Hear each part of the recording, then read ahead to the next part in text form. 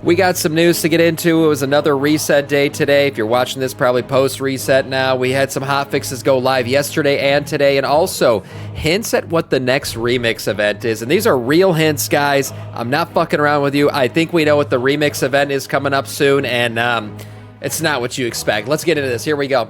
Many bug fixes for Dungeons and Raids have gone live yesterday. We have a couple changes here. First of all, the only class that saw a hotfix was Hunter. They had a fixed issue causing Bestial Wrath, or Bestiality Wrath as I like to call it, to not deal damage if Bestial Wrath charge would put the pet out of range. So there you go, a little fix there.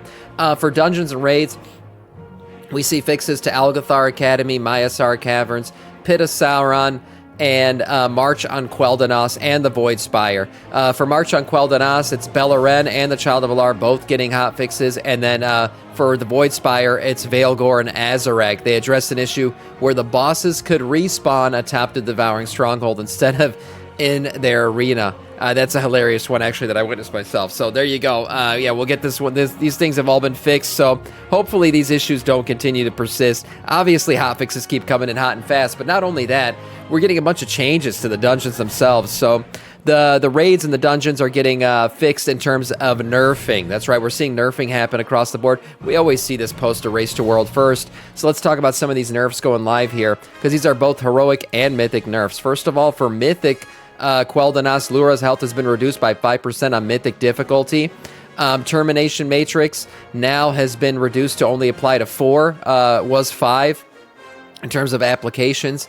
Terminate cast time has been increased to 2 seconds, was 1.5 seconds. Now the big one here is the glaives. If you fought against this bitch in normal, heroic, or mythic, you know the glaives are pretty damn difficult. They end up executing tons of people. Well, Blizzard has nerfed the blades pretty significantly. We see blades per cast now reduced to 5 on heroic, and mythic difficulties was 6 going out. And then the max duration of those blades as they fly around the room has now been reduced to 2 minutes. They were previously flying around the room for 3 minutes. So that's a nice change there. For Grim Symphony, the melody no longer can repeat the same dark ruins over again, which is nice because repeating ones complicates the shit out of telling people what to do.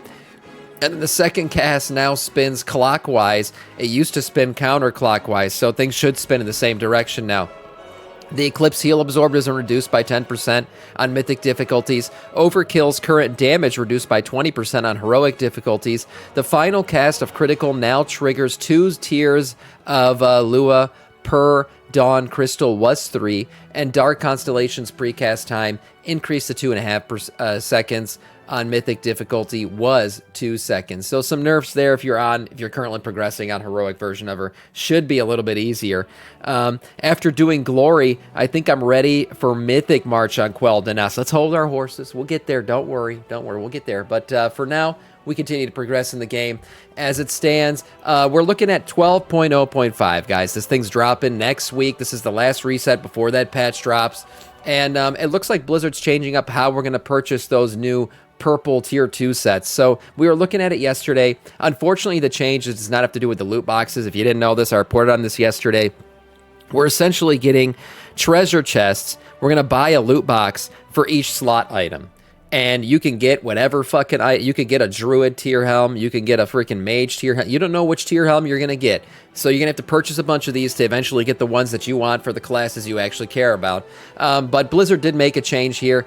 They previously had us purchasing these things with field accolades, 100 of them to be exact. These are not that easy to get. It takes a little while to actually get these things. So we would have been grinding out for hours to potentially get a helm that's not even for your class. Would have been a pretty shitty feeling. Well, Blizzard's changed it up now. So now each of these chests is only going to cost you 5 of these accolades, and the weapon's going to cost you 10 of them.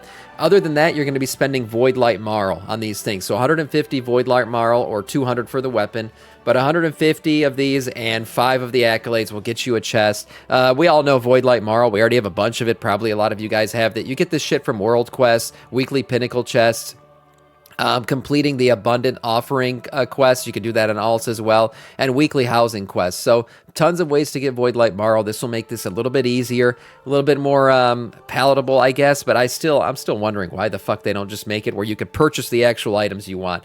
I bet you like midway through the patch, they're gonna patch this in and just be like, oh yeah, actually now you can buy anything you want. You don't have to use the chests anymore. But for now, we're still dealing with the chests on these things. So yeah, good luck to all of you guys and what tier pieces you actually end up getting. Blizzard's currently running a promotion on the WoW store. If you actually buy some merch, you could get the Lil Star Drop, Staropod, I should say. This is a long boy pet, basically a starry version of him, kind of an Algalon inspired, right? Supposedly the supplies are limited here, but you can go in the store right now, purchase something, anything with in-game content written on the top here, includes in-game content. You can actually get this pet with it. Yeah, they said supplies are limited. We don't know what that actually means in terms of how limited or whether or not this is just limited time. But right now, the cheapest item you can actually buy, if you go ahead and filter this way, I believe is a $25 item here, priced high to low. So if you just want the pet, you either buy a t-shirt for 35 bucks or you can get this little sketch here for $25. Also, hey, a little Ragnaros foldable lamp for 30 bucks. There you go. So purchasing any of these items will get you the pet if you want it. Yeah, short boy. Yeah, he's not a long boy, he's a short boy. That's right. So you'll be able to get that thing. Okay, moving on to something very important. You guys are not misreading that headline. That's right. Guys, I think we know the next remix event. It's Shadowlands Remix. This is not a joke. This is not April Fools. I'm not fucking about, okay? There are plenty of hints now out there. We actually reviewed some of these hints already, and I didn't put two and two together to actually think that Blizzard might be hinting at a Shadowlands Remix event.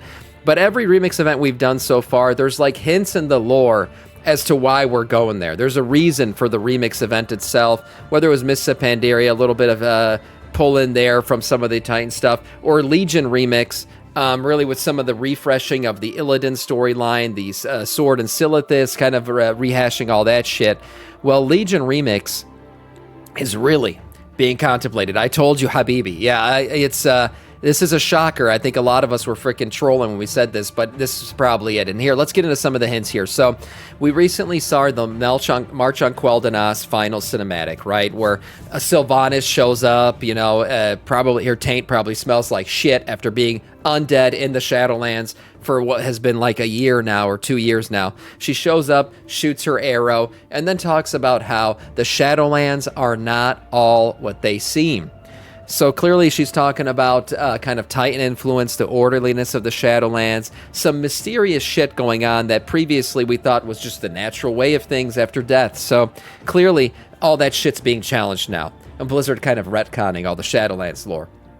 But now she's gone back to uncover the truth. That's her pledge as she heads back into to her little portal there in the cinematic.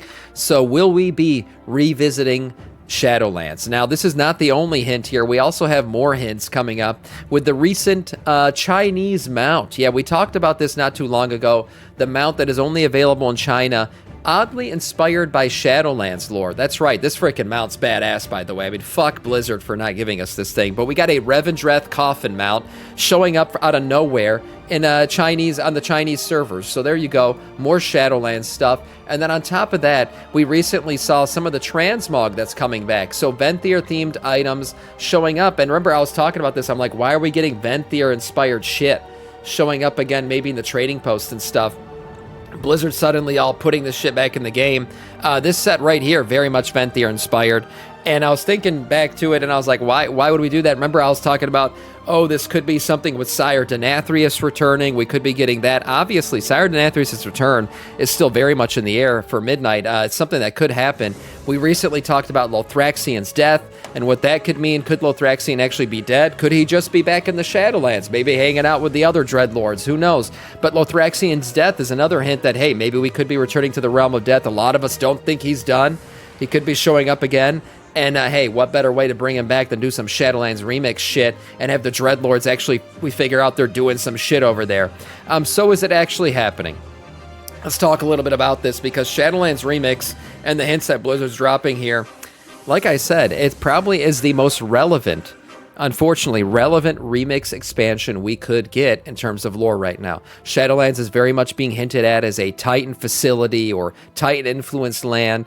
The Dreadlords themselves, I talked about all the Dreadlord influence that happened over there. Obviously, Sire Denathrius, a lot of relevancy there as well. Even the Loa, Bwansamdi, all that other shit. We've talked about the Loa a lot with the Amani Trolls. All of that can become relevant again if you do a Shadowlands remix. So there's plenty of reasons to go back to Shadowlands, besides the jailer, the big bald man with the big nipples. There are a lot of reasons right now in the lore for us to go do a Shadowlands remix. Imagine it being hosted by Sylvana. She's there leading the campsite, and we've gone back in time to look at Shadowlands and maybe uncover the Titan influence and how it all began. Yeah, Bwansamdi, man. So there's plenty of reason why this could actually be real.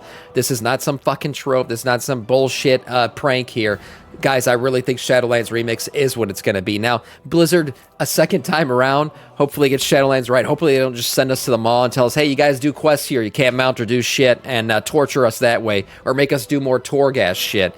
I think a Shadowlands Remix could be fun in bite-sized pieces. You know, if I'm being real and honest here, there could be good reason to enjoy a Shadowlands remix. Maybe, you know, just a little taste of it will make us not hate it as much again and revisit it in a new, refreshed way. A lot of the aesthetics in Shadowlands weren't bad. It was just a lot of the mechanics of the expansion. The maw was depressing as shit. A lot of the raids were depressing as shit. Overall, Castle Nathria was great. That was a shining point. What was I going to say? The Dreadlords themselves were a shining point. Revendreth was very cool. Even some of the other lands, they looked nice, all that aesthetic. Even, God, what am I talking about? Of course, the Moon Goddess, all that other shit, Elune. There's tons of lore there that we could revisit, so plenty of reason to go back and look at it. Yeah, the lands did look great, and maybe it won't be so bad, but definitely something that looks like it could be happening. And then we look here, finally, last piece of news, guys. You guys are pumping keys. I mean, people are dick-dropping keys left and right. We are further along in this expansion than we have ever been in a Mythic Plus season. People are absolutely going off on keys right now. This is some of the highest key levels we've seen in quite a while, and some of the highest participation. You look at the participation line right now, completed runs. Looking again, we've looked at these not too long ago, and it continues to head in the right direction. The War Within Season 3 versus Midnight Season 1, yeah, much more participation happening. But the craziest thing that we've seen really is the number of keys being completed at what a high level they're being completed at. So we see here right now, in time percentage, week 2, tons of keys being completed at a 21. People are getting up to a 21. The highest key completed right now is a 20, which is higher than any key we saw at this point in any other expansion. You see right here the number of people completing keys very much fits in typical 10s are the ones being completed most often, obviously for vault purposes. But right now, we are seeing people completing keys at a much higher rate and a much higher level than previously thought, and everyone thought, oh, this is going to be so much harder without add-ons. Nope, turns out it's much easier because Blizzard has changed how they make these dungeons. So keep running them keys, boys. Keep preparing yourselves and keep gearing out, because we got to get ready soon, because Shadowlands Remix is just around the corner. That's right. And for now, that is all in terms of news.